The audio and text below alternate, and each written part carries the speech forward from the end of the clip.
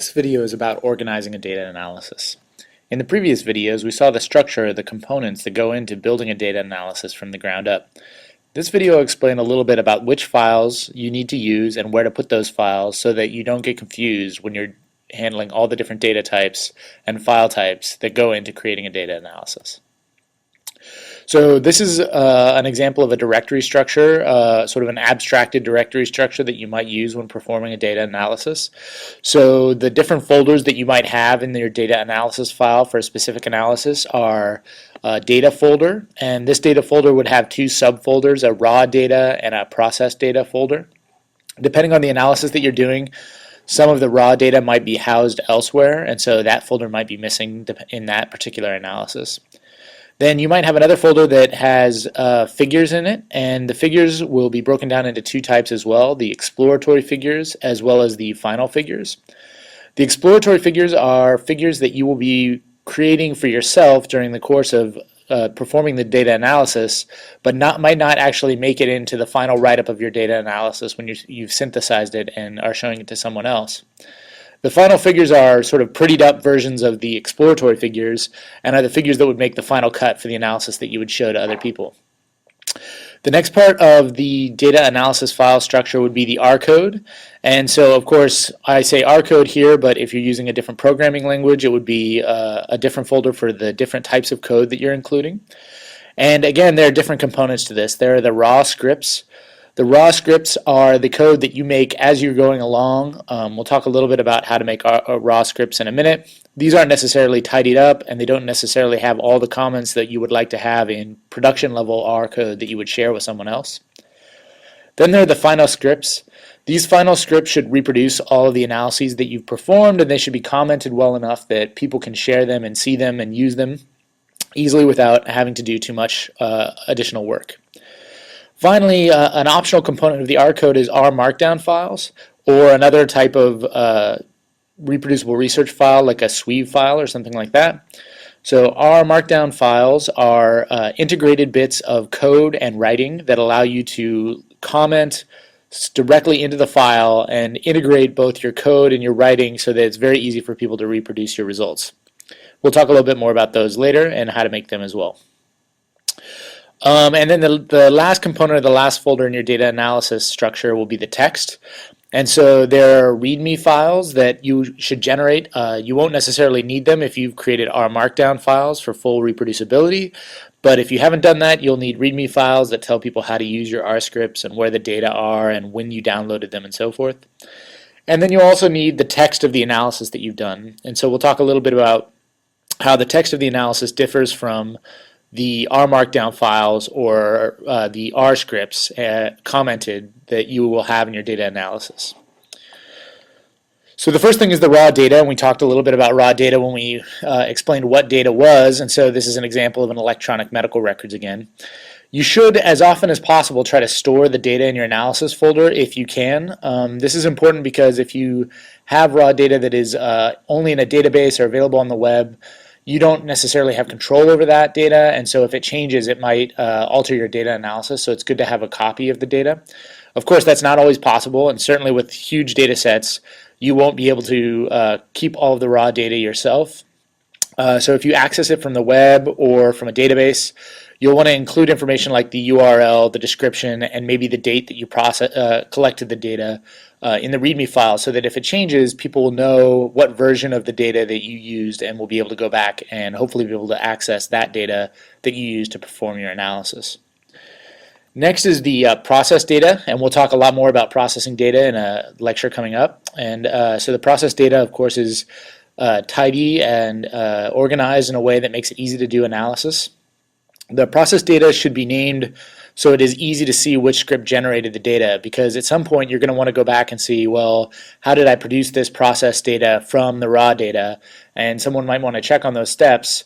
And if the naming of the files is convoluted, if you just name all your files temporary file number 1, temporary file number 2, and so forth, it'll be pretty hard to understand where the process data came from. And so an important component of this is naming files for processing with similar names to the names of the process data that you have. And then the processing script data mapping should occur in the README file. In other words, you should report both the location of the process data that was created and the R scripts that were used to create that process data in a table in the README file. And this is because if something changes or if you haven't used a very convenient naming scheme, it will be easier for people to find out how your analysis was put together. Again, the data should be tidy, and we'll be talking a lot about that in a future lecture. Next is the figure folder and the subdirectories. First is the subdirectory called the exploratory figures subdirectory. So these are figures that you make during the course of your analysis. We'll talk a lot about exploratory figures next week, and they're not necessarily all going to be part of your final report. So when you're performing a data analysis, one major component of this is just exploring the data and seeing what kind of relationships you can visually observe in the data. And you'll make a lot of figures. Many of them you won't include in the analysis because they weren't important, or because they don't look right, or because you noticed a problem and then fixed it and then didn't update that figure for your downstream analysis. So these don't need to be pretty pictures. You will often make them really fast, and you'll just be trying a bunch of different things out. And so it's good to separate these figures from the final figures that will appear in your paper. So this is a final version of a figure that you saw the original version of on the previous page, where now we've taken more pains to make sure that the axis labels are much larger and that the components of the figure have been labeled, that it's colored in such a way that's convenient for people to see, and so forth. And so the final figures will include a lot more work and effort in order to pretty them up and make them very clear and understandable. And so you want to keep those in a separate file where you know that these are only the figures that are going to appear in a paper or a data analysis write-up. And so usually that's a very small subset of the original figures that you've made. And also, this is the case where it's common that multiple panels will appear in these sorts of figures, and we'll talk about that when we talk about final figures in a future lecture. The next component of the organizing a data analysis is the raw scripts. So there are two subfolders for the scripts, and the first is the raw scripts. Again, these are the scripts that you're going to make as you're performing the data analysis without actually taking the time to tidy everything up, because you're trying a bunch of different things out. And so you can afford to comment these a little bit less, although I've definitely had the problem where I didn't comment my code enough, and then it took me a long time to figure out what I was doing in a previous iteration of a file. So it is good to have as many comments as you can stand to put in these files, but it's not going to be something you distribute, so they don't have to be quite as liberal. There may be multiple versions of raw scripts, and there are different naming conventions that you can choose for that. I suggest not calling any raw script a final script. You know, if it's analysisfinal.r, you'll probably end up with analysisfinal2 and analysisfinal3.r. Dates are a good way to define R scripts, followed by some kind of identifier if you're changing the script multiple times within a day. You can also use version control systems like Git and GitHub or SVN if you want to be able to modify your scripts and have sort of the record kept of everything that you've done. In fact, that would be an encouraged way to manage your raw scripts. Many of the analyses that are included in these raw scripts will end up being discarded in the final analysis, or if not discarded, at least summarized very, very briefly. And so even if you have a ton of R scripts, you may end up with a much shorter version of the process scripts. And so the process scripts are different in that they are clearly commented. So here you're going to be sharing these scripts with people that aren't yourself, so your collaborators or the world in general. You'll be putting them up and having other people run them. And so you want to include small comments liberally, and the things to comment on are what functions that you used, when you downloaded data, why you did a particular analysis or how you did a particular analysis. If you made a change in a parameter for a specific reason, it's good to document that reason in your comments. You might also include bigger commented blocks for whole sections. So if you're going to be describing, say, the workings of an entire function, but you don't want to include all of these specific details, you might have a larger comment block near the top of the function that explains everything about, the general workings of the function that doesn't handle the nitty-gritty details.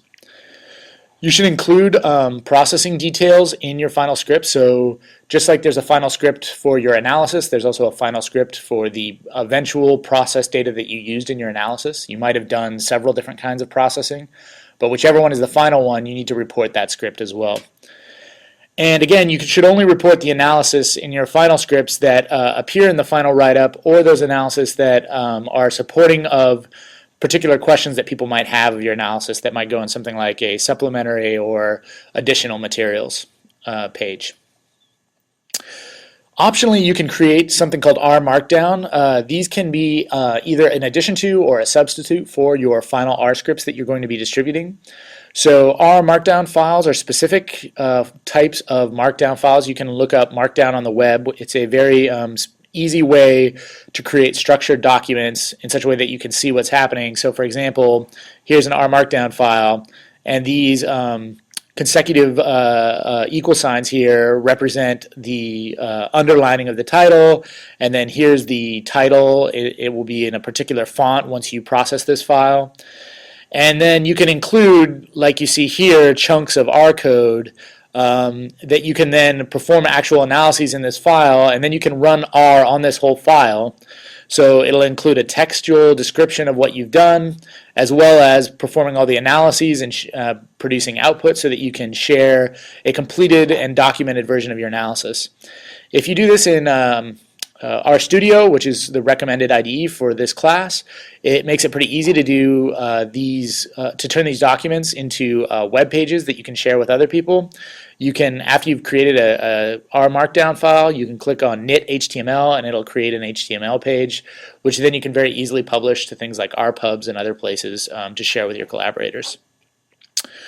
Both the text and the R are integrated in these files. So if you have processing steps that take a large amount of time, you should think about caching those arguments. And there'll be an additional video when we're getting ready to turn in our data analyses on how to create our Markdown files and caching and all that. So the final component that you would have there is the textual component of your analysis. So these are the texts that you will share, not just the figures and the code. So in the texts, the first thing that you might have is a README file. Now, if you're using R Markdown and you have a complete R Markdown documentation of everything that you've done, you don't actually need a README file because the README file will be the R Markdown document itself. But in general, if you just have a set of R scripts, so this is a project that I did where I didn't actually create an R Markdown file for the project, but I did have a set of R scripts, and so I created this README file. And so for each script that I have a little description of what that script does, and then at the end I describe how those scripts work together. It should include step-by-step instructions for the analysis, and remember, these are now things that you're probably going to be sharing with the outside world, so it's good to have an idea, it's good to have someone else take a look at your README file and make sure that they can understand it and think that they could reproduce it. So I've linked here, like I said, to an example of a README file for a project that I'm working on right now. The last component here is the text of the document itself. So the text of the document is actually the data analysis report that you'll be sharing with the outside world. And so a really important component of doing a data analysis is telling the story, is synthesizing the data analysis into a description of what happened and how that's important. And so a really key component of this that often gets overlooked by people who are new to data analysis is it should not include every analysis that you performed.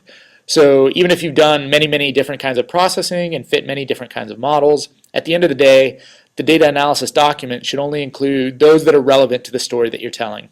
It should include an introduction, a methods, results, and conclusions section that contain the different parts of the analysis that you've done. The methods are the statistics you used. The results are sort of the results that you've obtained using those methods, including some measures of uncertainty, and then conclusions, which tells you about the potential caveats, but also discusses the results that you have. You should also include references for statistical methods. So just like if you're writing any sort of document, when you use a material that somebody else has created in the form of a statistical method or an R package, you should refer to that and give them credit for what they're doing. And the last component of this is that when you're writing the text up, as I show here, you should sort of have a title, introduction, methods, results, and conclusions, and it should tell a story. But something to keep in mind is that a common mistake is to actually just report all of the analyses that you've done in chronological order, instead of reordering the analyses to make sense in the flow of the story. So that's a key component of writing up the text of a data analysis.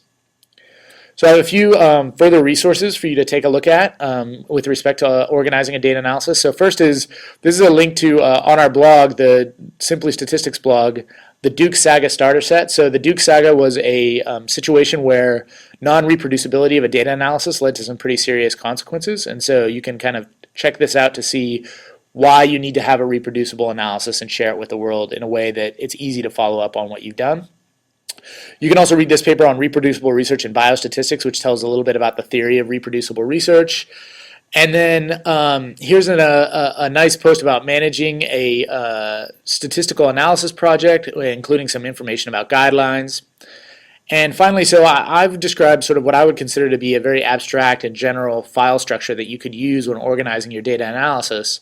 But there's actually sort of already been people that have thought about this in terms of automating the data analysis structure. And so this is one example that I really like, the project template, which allows you to sort of create projects with file structures already sort of predefined and made that are sort of loosely related to what we've talked about today, but include all the potential file structure that you might need for the most flexible data analysis you might perform.